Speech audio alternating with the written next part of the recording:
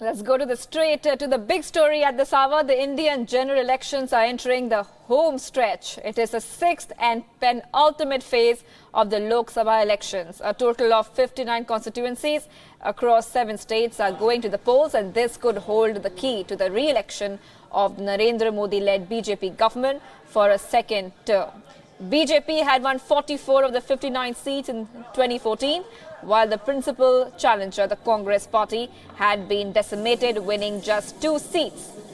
A total of 979 candidates are in the fray for the 6th phase of the election process, which began in the 2nd week of April.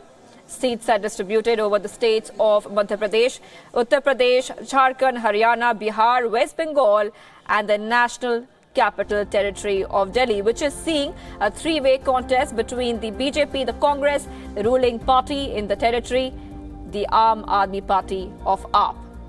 So, for more on this, we are joined by Lord Meghnad Desai. He's a very well-known political commentator. Thank you for joining us here on Wion. Lord Desai, let's start with some very tough predictions. Last time, the BJP won 44 out of the 59 seats going to polls today. Can Modi repeat this magic once again this year? No, I don't think he can to the extent that he was. But given that he may win seats where he did not win before in this election, he needs about 35 to 40 seats in this contest. If he can win 35, he'd be all right. Because he can make it up in West Bengal and Odisha and the Northeast. Right. All right. Also, let's talk about some key issues in this election. Now, we know that national security, farmers, these are key issues. Which party has been focusing on? Now, for example, the Modi government has been focusing on national security, and the Congress has been focusing on the farmer issue.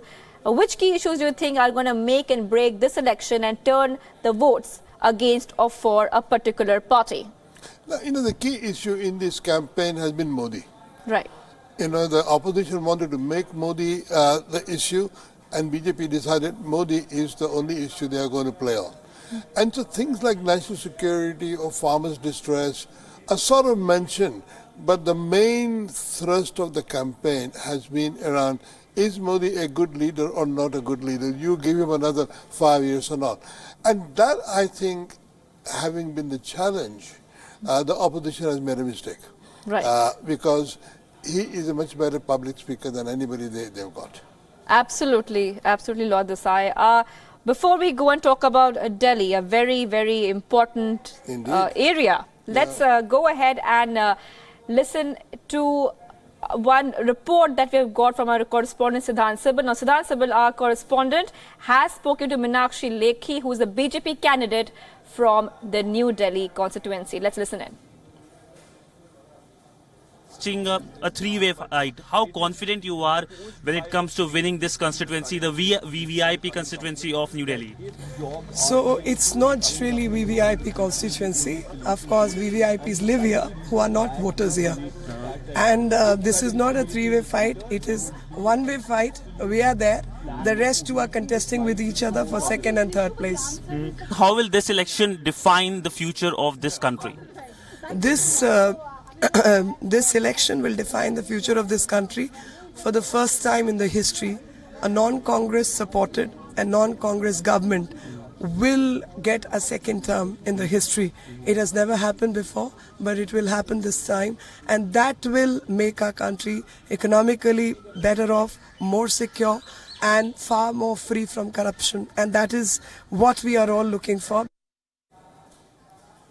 Right, we just heard Meenakshi Lekhi there, and when we talk about Delhi, we are seeing high-profile candidates. We are seeing boxer Vijendra Singh, we are seeing Sheila Dikshit making a comeback, and we are also seeing Gautam Gambhir. Now, talking about Gautam Gambhir, a very interesting candidate, a star. Do you think it's helpful to get a star? I think if you get a star who have just been parachuted into a seat, but not prepared for it, that's a risky gambit. Right. See, Gautam Gambhir wasn't actually prepared or coached into what he had to do. So he has not been cutting a very good figure. Whereas, the old veterans like Shatrughan Sinha, they've done it lots of times. If you select a star candidate, coach them, please. Coach them so they behave properly, because in the political sphere, a slightest mistake in speaking or moving and the voters are punished. So I think Gautam Gambhir is a very iffy choice for the BJP. I wish they had chosen somebody better. And that would be, according to you, if they could have chosen somebody someone more political, somebody more who has done the apprenticeship in politics, either at the state level or at the become a Rajya Sabha person or something like that. Indeed, they have more experience in such things. Somebody with a previous experience. Delhi is a very important area for BJP to win all the seats. Absolutely. And I think this is a luxury they can't afford. Also, something very interesting about Delhi is that Delhi votes differently in the state and at assembly, and it votes differently at the center. Why do you think that is? Well, because the Delhi people know that the local government is really for the poor.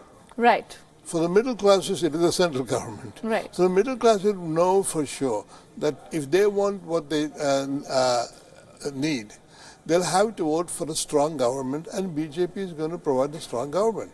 They took the gamble in 2014 and they have not lost. So I think that is the thing, and they know that for the Jhopadi people, Aam Aadmi Party is the right one. I mean, this is a very straightforward division of responsibilities. Absolutely. We're getting some reactions in as well. BJP's Sadhvi Pragya Thakur, Gautam Gambhir, Congress's Jyotiraditya Scindia were among the early voters who cast their votes today. The key candidates also urged voters to exercise the democratic right. Listen in.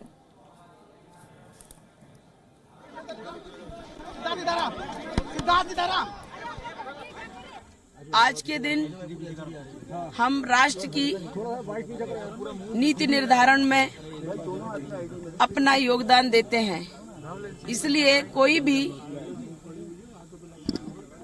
मतदान के लिए निराशा का भाव अथवा उपेक्षित भाव ना रखें, सभी मतदान करें, क्योंकि ये राष्ट्र यज्ञ है और इसमें हमारी आहुति आवश्यक है और ये मतदान सबसे बड़ा दान है लोकतंत्र में।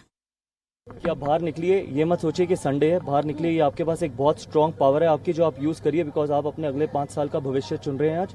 तो ऐसा मत करिए, स्पेशली फर्स्ट टाइम वोटर्स को, अपने दोस्तों को, अपने कोलीग्स को, सबको बाहर लेके आइए और जरूर वोट करिए, बिकॉज वोट आप एक डेमोक्रेसी में सबसे ज्यादा स्ट्रांग एक पावर है आपके पास और जरूर उसको यूज करिए।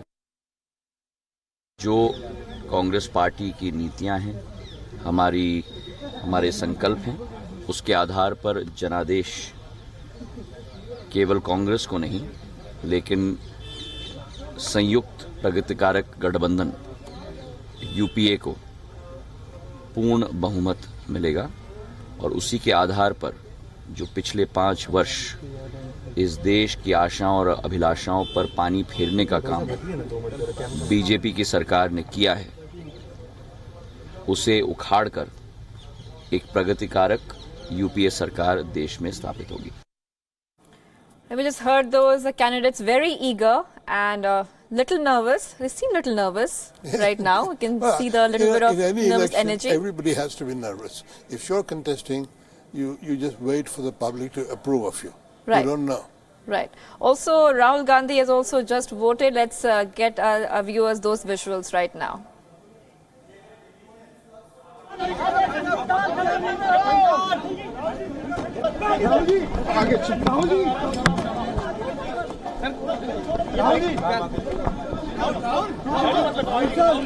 can see that Rahul Gandhi has just voted and he has just cast his vote. A big mob of reporters there asking him questions. For Congress, it's a very important election. They have to come back to power. That's the main focus. Do you think the Congress can come back to power this time? And do they have any hope? Well, they can't come back to power. I mean, all one can hope for the most extreme result possible, very unlikely, but most extreme result possible, would be for Congress to get about 100 seats and its allies to win substantially, so a kind of rickety coalition can be formed, a coalition which will have a majority of 10 votes over the NDA, and then, we don't know how long it will survive.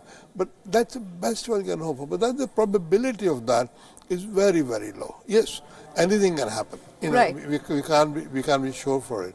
Absolutely. But I think at the most Congress can get about 120 seats. And from 120 to 282 so 273 is a long, long journey. And the allies have to be helpful and cooperative, because once they get big numbers, they'll all want to be Prime Minister. Right. So Congress may support the coalition from outside and not take on the leadership. All right, let's talk about some states now. West Bengal, for example. Last time, West Bengal, seats going to the polls today. BJP had, in fact, TMC had won all of those 8 seats. Do you think that BJP can make inroads into West Bengal? Absolutely. I think this BJP's best hope is to get about 20 seats in West Bengal. I mean, the left has left West Bengal. Congress is nowhere. Trinamool had complete monopoly last time, but BJP has been working at West Bengal for 5 years now, and I think and Mamata Banerjee is really rattled by this. So I think BJP will win about 20 seats in West Bengal. So you feel that BJP can make inroads into BJP West Bengal this time? BJP will make up the loss it will have in the Madhya Pradesh, Rajasthan complex by winning seats in West Bengal. Right. And Lord Desai, my final question to you is that any surprise results? Can we expect something new this time from the states going to polls?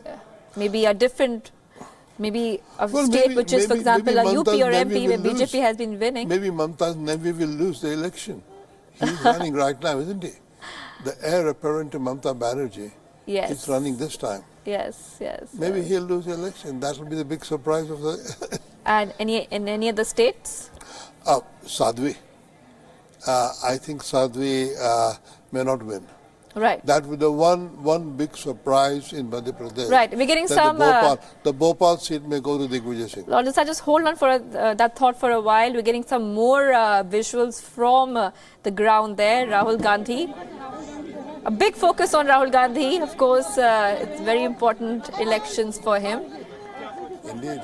Do you think that Rahul Gandhi is projecting himself to be a better leader? Oh yes. I mean, he has improved tremendously since 5 years ago. I mean, he now believes in himself. Now he is acting like a leader. I mean, there's a way to go, but he definitely improved in 2019 over 2014. There's no doubt about that. Right, and the recent comments that we saw between Rahul Gandhi and Modi exchanging those barbs surrounding Rahul Gandhi's father, what do you make of that? Do you think that was done in good political taste? That's not a game at which Rahul Gandhi can win. Right. Narendra Modi is a veteran of campaigns, and Rahul Gandhi takes this personally. The idea is not to take it personally, take it politically. Right. And, find out something in the other camps, a problem, and immediately to retaliate with that.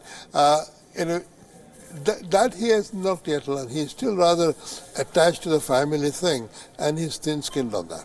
Right, Mr. Desai. Thank you for joining us here on Wion with your opinions and inputs. It was very enlightening to have you here.